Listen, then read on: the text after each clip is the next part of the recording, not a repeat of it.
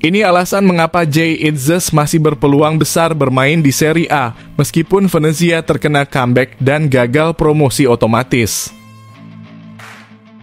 Shin Tae-yong bersiap untuk mengobarkan api revanse timnas Indonesia kontra Irak di GBK. Inilah persiapannya yang mengejutkan.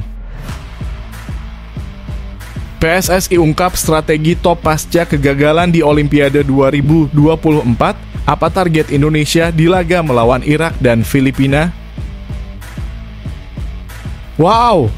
Ragnar Oratmangun siap merajut kisah ajaib di GBK dalam kualifikasi Piala Dunia 2026. Berjanji akan bawa 2 kemenangan spesial yang bakal mengguncang dunia sepak bola. Ini dia line up maut. Shin Tae-yong pakai 10 pemain timnas Indonesia U23 yang akan bersinar melawan Irak dan Filipina. Siapakah pemain nomor 1 yang bakal membuat lawan ketar-ketir?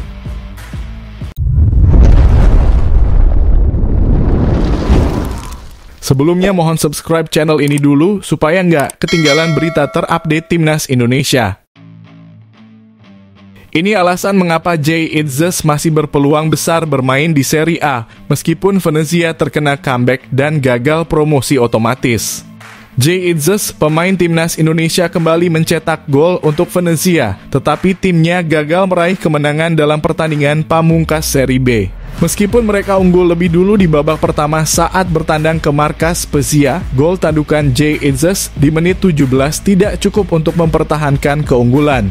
Di babak kedua, Spezia bangkit dan berhasil membalikan keadaan menjadi 2-1. Kegagalan meraih poin dalam pertandingan terakhir membuat Venezia tidak berhasil mendapatkan tiket promosi otomatis. Hal ini disebabkan oleh hasil imbang yang diraih oleh Como 1907. Como 1907 berhasil menempati posisi kedua dalam kompetisi Serie B musim ini dengan mengumpulkan 73 poin. Bersama dengan juara Parma, Como dipastikan promosi ke Serie A musim depan. Ini merupakan akhir dari penantian panjang Como untuk kembali ke kasta tertinggi setelah terakhir kali bermain di Serie A pada musim 2002-21 tahun yang lalu. Venezia harus mengikuti jalur play-off untuk mendapatkan tiket promosi. Tim-tim urutan 3 hingga 8 akan bersaing dalam babak play-off yang dimulai pada 18 Mei mendatang. 6 tim yang akan bertarung adalah Venezia, Cremonese, US Catanzaro, Palermo, Sampdoria, dan Brescia.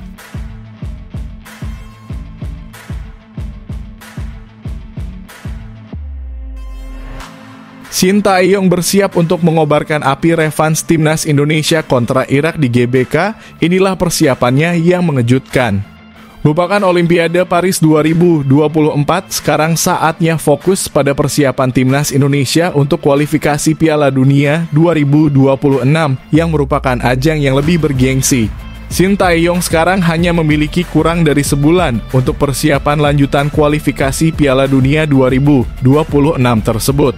Timnas Indonesia akan menghadapi Irak di Stadion Utama Gelora Bung Karno pada 6 Juni 2024 mendatang. 5 hari kemudian, mereka akan berhadapan dengan Filipina di tempat dan jam yang sama. Bermain di kandang terutama di GBK memberikan keuntungan besar bagi Indonesia. Ini adalah kesempatan terbaik bagi anak-anak asuh Shin Tae-yong untuk membalas kekalahan di kandang timnas Irak pada 16 November 2023. Pertemuan ini juga bisa menjadi kesempatan untuk membalas kekalahan tipis timnas U23 Indonesia dalam perebutan peringkat ketiga Piala Asia U23. Sebagian besar pemain Garuda Muda di turnamen tersebut juga merupakan bagian dari skuad timnas senior. Tim Merah Putih akan langsung lolos ke putaran ketiga kualifikasi Piala Dunia 2026 jika mereka berhasil mengalahkan Irak. Tantangannya sekarang adalah bagaimana Shin Tae-yong bisa menggabungkan semua pemain, baik lokal maupun naturalisasi, untuk membentuk kerjasama yang kuat. Jika Indonesia berhasil mengalahkan Irak, mereka akan mendapatkan banyak poin untuk meningkatkan peringkat FIFA, terutama jika mereka juga berhasil mengalahkan Filipina. Ketua Umum PSSI Erick Thohir yakin bahwa Indonesia akan berhasil.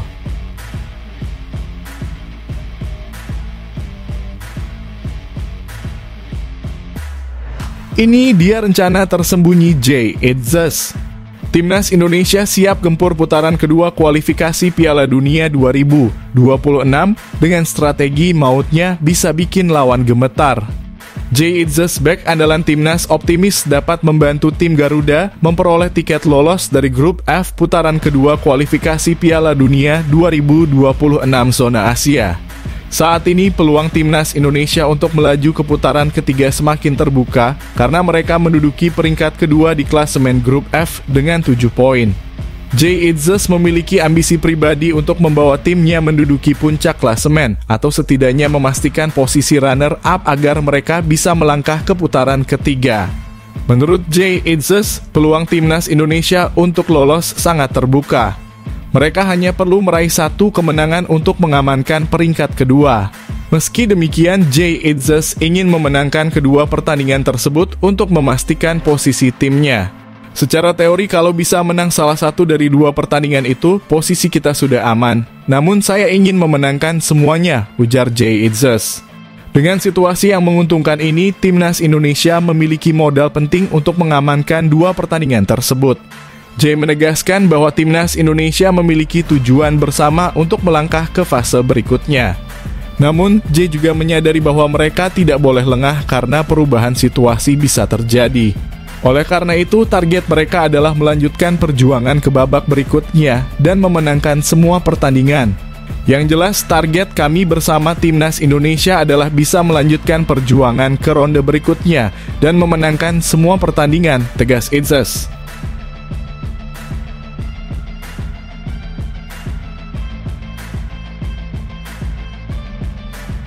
PSSI ungkap strategi top pasca kegagalan di Olimpiade 2024.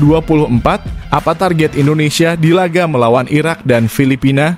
PSSI tidak ingin terlalu lama larut dalam kesedihan setelah timnas U23 Indonesia tidak berhasil melaju ke Olimpiade Paris 2024.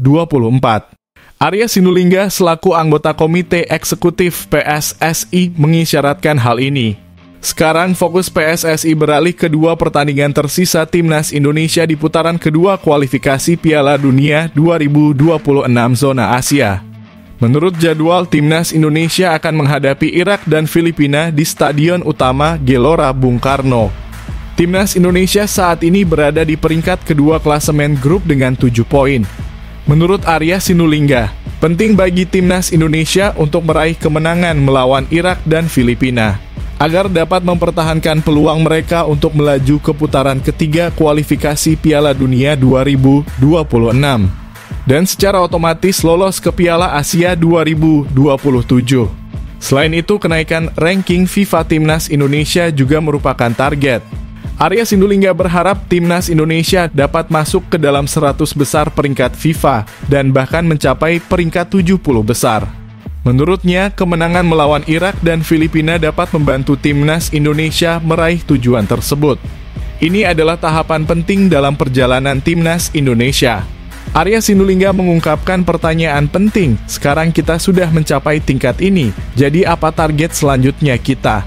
Kapan kita bisa masuk ke peringkat 100 besar? Apakah bahkan bisa mencapai peringkat 70 besar? Ini adalah langkah-langkah yang akan kita lewati. Dengan mencapai peringkat 100 besar, nanti kita akan menghadapi tim seperti Filipina dan Irak.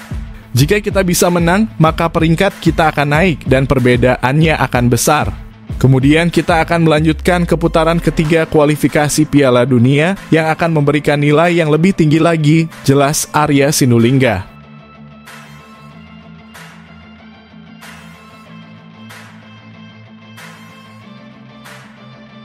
Wow! Ragnar Oratmangun siap merajut kisah ajaib di GBK dalam kualifikasi Piala Dunia 2026. Berjanji akan bawa dua kemenangan spesial yang bakal mengguncang dunia sepak bola. Ragnar Oratmangun, winger timnas Indonesia, sangat bersemangat untuk melanjutkan perjuangannya dalam putaran kedua kualifikasi Piala Dunia 2026 zona Asia. Dia menganggap bahwa dua pertandingan melawan Irak dan Filipina akan menjadi momen istimewa karena akan dimainkan di kandang mereka, Stadion Utama Gelora Bung Karno. Bagi Ragnar yang berusia 26 tahun, ini akan menjadi momen pertamanya bermain di GBK. Dua laga ini sangat penting bagi timnas Indonesia karena akan menentukan posisi mereka di klasemen dan peluang lolos ke putaran ketiga kualifikasi Piala Dunia 2026 zona Asia. Ragnar berharap dapat menunjukkan performa terbaiknya di stadion sendiri. Dia juga sangat berharap bisa melakukan debutnya di GBK dan berharap agar timnas Indonesia bisa melaju ke babak berikutnya dalam kualifikasi Piala Dunia 2026. Menghadapi dua laga krusial di kandang dianggap sebagai keuntungan bagi Ragnar karena dukungan supporter akan meningkatkan semangat timnas Indonesia. Dia juga tak sabar untuk merasakan atmosfer dukungan yang luar biasa di GBK yang telah dinantikannya sejak menjadi WNI. Hal yang bagus juga bahwa kita akan bermain di kandang. Saya berharap bisa mendapatkan pengalaman yang lebih dengan supporter kita, ujar Ragnar. Walau hanya menang dalam satu dari dua laga ini, nasib timnas Indonesia sudah pasti aman untuk merebut posisi dua teratas dan melaju ke babak berikutnya. Ragnar berharap bisa meraih kemenangan dalam semua pertandingan tersisa di Jakarta dan merasakan kebahagiaan bersama supporter timnas Indonesia.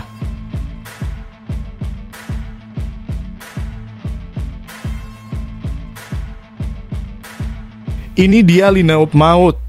Shin Tae-yong pakai 10 pemain timnas Indonesia U23 yang akan bersinar melawan Irak dan Filipina. Siapakah pemain nomor 1 yang bakal membuat lawan ketar-ketir? Ada sebanyak 10 pemain dari timnas Indonesia U23 yang dipilih oleh Shin Tae-yong untuk menghadapi pertandingan melawan Irak dan Filipina dalam kualifikasi Piala Dunia 2026 zona Asia. Meskipun baru saja membawa timnas Indonesia U23 finish keempat di Piala Asia 2024 dan hampir berhasil lolos ke Olimpiade Paris 2024, Shin Tae-yong tidak dapat beristirahat lama. Pada tanggal 6 dan 11 Juni 2024, timnas Indonesia akan berhadapan dengan Irak dan Filipina dalam dua pertandingan terakhir grup F kualifikasi Piala Dunia 2026 zona Asia.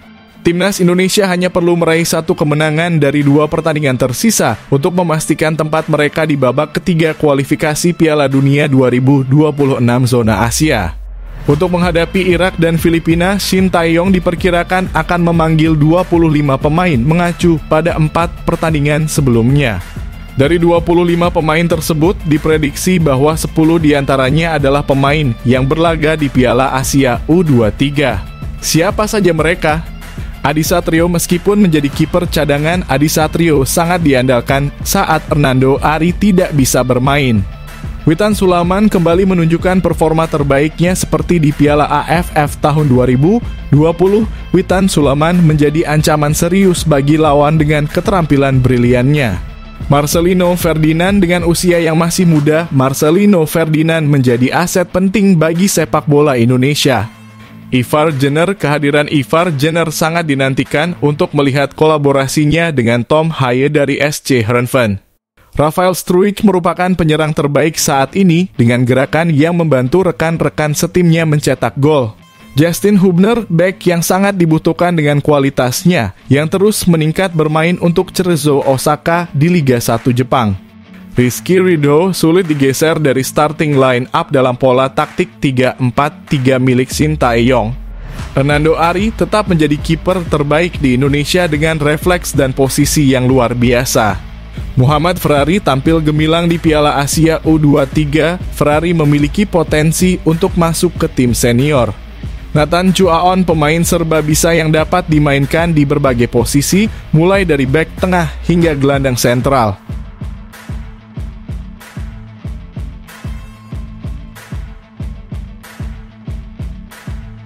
Sorotan dunia, Timnas Indonesia kisah tak terduga tim kecil yang mendapat perhatian langsung dari pemimpin FIFA. Apa rahasianya? Harapan Timnas Indonesia dan penggemarnya untuk meraih tiket terakhir ke Olimpiade Paris 2024 akhirnya sirna. Dalam pertandingan playoff melawan Guinea pada Kamis lalu, pasukan Garuda Muda harus menerima kekalahan tipis. Meskipun kalah pertandingan ini memiliki momen membanggakan dengan kehadiran Gianni Infantino, Presiden FIFA. Ini menunjukkan perhatian FIFA terhadap sepak bola Indonesia, meski ini bukan pertandingan utama atau memperebutkan gelar. Kehadiran Infantino di pertandingan seperti ini menunjukkan peningkatan perhatian FIFA terhadap Indonesia yang masih berada di peringkat rendah dunia sepak bola. Hal ini menandakan transformasi sejak kepemimpinan Erick Thohir yang membuat Indonesia semakin menjadi sorotan FIFA. Semoga perhatian khusus dari Gianni Infantino membawa perkembangan positif bagi sepak bola Indonesia ke depannya.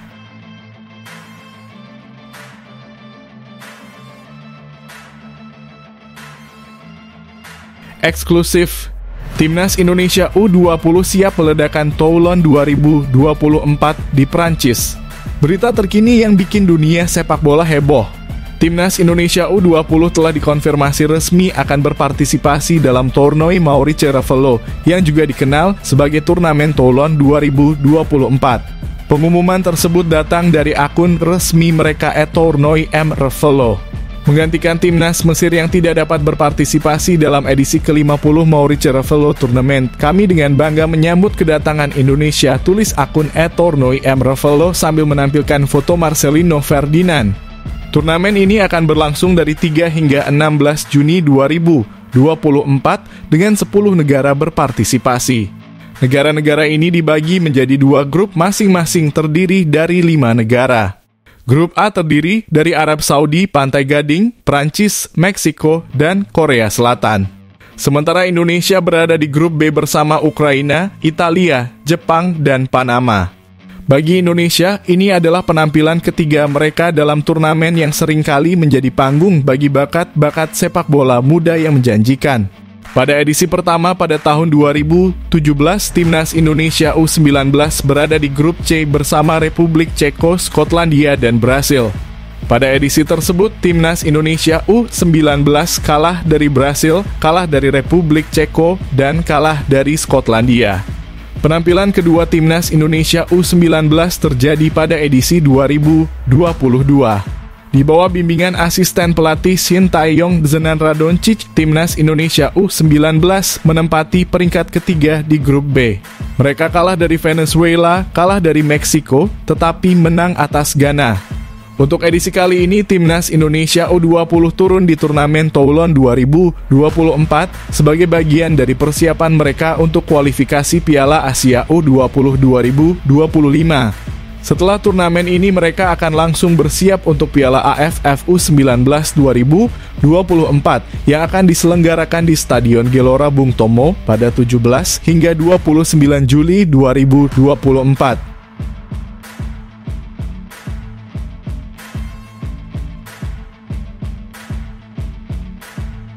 Wah, Rafael Struijk memukau dunia sepak bola dengan gelar prestisius ini. Mengapa AFC menobatkan dia sebagai bintang masa depan? Rafael Struijk, striker Timnas Indonesia U23, baru saja dinobatkan sebagai bintang masa depan Piala Asia U23. Berita gembira ini diumumkan oleh Federasi Sepak Bola Asia langsung pada Jumat kemarin. Dalam pengumuman resmi di akun Instagram AFC, Struijk berhasil meraih gelar NEOM Future Start of the AFC U23 berdasarkan pilihan penggemar. Dia mengalahkan 5 pesaingnya yang juga hebat, yaitu Mao Hosoya Jepang, Hussein Norchav Uzbekistan, Ali Jassim Irak, Abdullah Radif Arab Saudi, dan Ahmed Al-Rawi Qatar. Berdasarkan data yang diambil dari situs AFC, Struijk meraih suara tertinggi sebesar 57%, mengungguli Ali Jassim yang mendapat 43% suara. Menariknya, persaingan ketat hanya terjadi antara Struijk dan Ali Jassim, sementara pesaing lainnya tidak mendapatkan suara sama sekali. Pencapaian Struijk dalam Piala Asia U23 sangat memukau. Dia mencetak 2 gol saat Timnas Indonesia U23 berhadapan dengan Korea Selatan U23 di babak perempat final. Salah satunya bahkan masuk dalam nominasi gol terbaik turnamen tersebut, meskipun hasil akhir votingnya belum diumumkan. Dalam nominasi ini, Struijk bersaing dengan 7 pemain lainnya, termasuk Ahmed Al-Rawi Qatar, Witan Sulaiman, Aiman Yahya Arab Saudi, Huat Van Khang Vietnam, Hasan Khalid Irak, Ali Bagdafronov Uzbekistan, dan Mao Hosoya Jepang.